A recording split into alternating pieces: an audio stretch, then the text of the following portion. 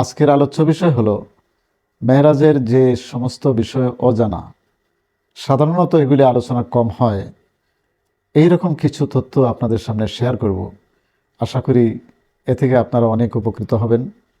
রাসূল করিম সাল্লাল্লাহু আলাইহি ওয়াসাল্লাম বাইতুল্লাহ শরীফ থেকে যখন রওনা দিলেন বাইতুল মুকাদ্দাসের দিকে, যেটি সূরা বনী ইসরাঈলের প্রথম আয়াতে আল্লাহ রাব্বুল আলামিন ইরশাদ করেছেন, সুবহানাল্লাযী আসরা বিআবদিহি লাইলাম মিনাল মাসজিদিল হারামি ইলাল মাসজিদিল আকসা। মহান পবিত্র সেই সত্তা যিনি তার এক বান্দাকে ইসরা করিয়েছেন, অর্থাৎ রাত্রিকালীন ভ্রমণ করিয়েছেন বাইতুল্লাহ শরীফ থেকে বাইতুল মুকাদ্দাস পর্যন্ত। তো বাইতুল্লাহ থেকে বাইতুল মুকাদ্দাস পর্যন্ত ভ্রমণ করতে গিয়ে রাসূল করিম সাল্লাল্লাহু আলাইহি ওয়াসাল্লাম তিনটি জায়গায় নামাজ পড়েছেন। এই তিনটি জায়গা কোনটি? ওয়াফি তিলকার রেহলাতি ইয়ামরুর রাসূলুল্লাহ সাল্লাল্লাহু আলাইহি ওয়াসাল্লাম বিতুর সাইনা।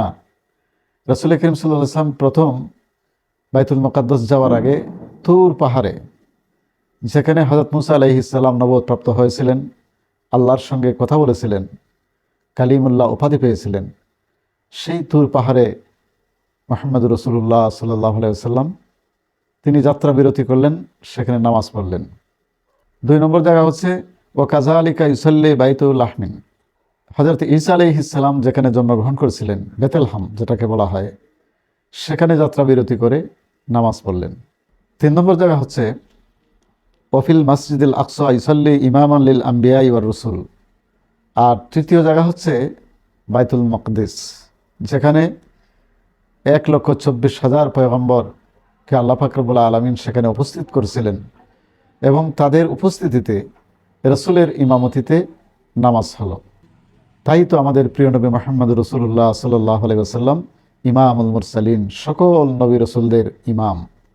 এরপরে 2 রাকাত নামাজ পড়ার পরেই শুরু হলো ঊর্ধ্ব জগতে ভ্রমণ, যেটাকে বলা হয় মেরাজ। মেরাজ শব্দের অর্থই হচ্ছে ঊর্ধ্বগমন।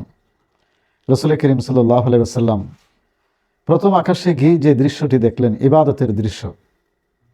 ফেরেশতারা কিভাবে ইবাদত করে? আল্লাহ সুবহানাহু ওয়া তাআলা অসংখ্য ফেরেশতা সৃষ্টি করেছেন, যারা বিভিন্ন কাজেও নিয়োজিত। আবার অসংখ্য ফেরেশতা রয়েছেন যারা শুধুমাত্র আল্লাহর তাসবিহ, তাহলিল, জিকির, আজকার, বিভিন্ন ইবাদতে মগ্ন। রাসূল করিম সাল্লাল্লাহু আলাইহি ওয়াসাল্লাম ফেরেশতাদের ইবাদতের দৃশ্য দেখলেন। কি দৃশ্য? একদল ফেরেশতাকে দেখলেন কিয়ামের অবস্থায়, তারা দাঁড়িয়ে আল্লাহ রাব্বুল আলামিনের তাসবিহ তাহলিল করছে।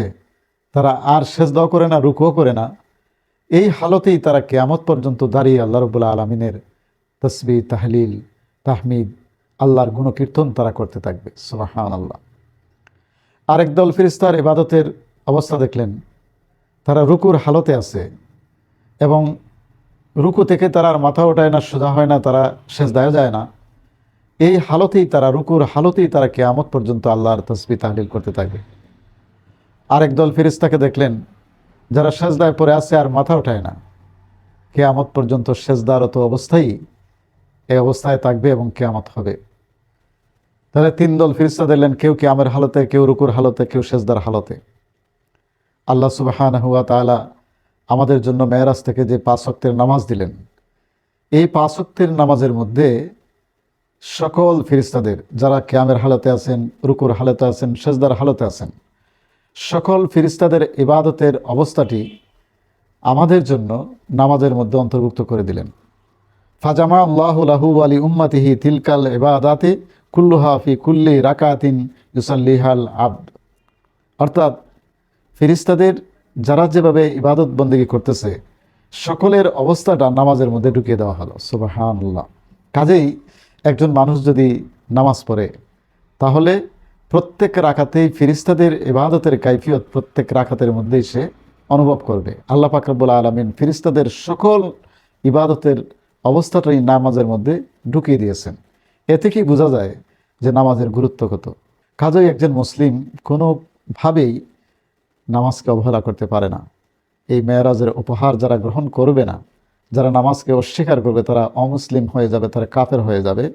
আর কেউ যদি অবহেলার সুস্থির কারণে নামাজ না পড়ে, তারাও ফাসিক হয়ে যাবে।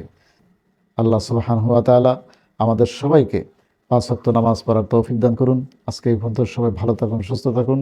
আসসালামু আলাইকুম ওয়া রাহমাতুল্লাহি ওয়া বারাকাতুহু।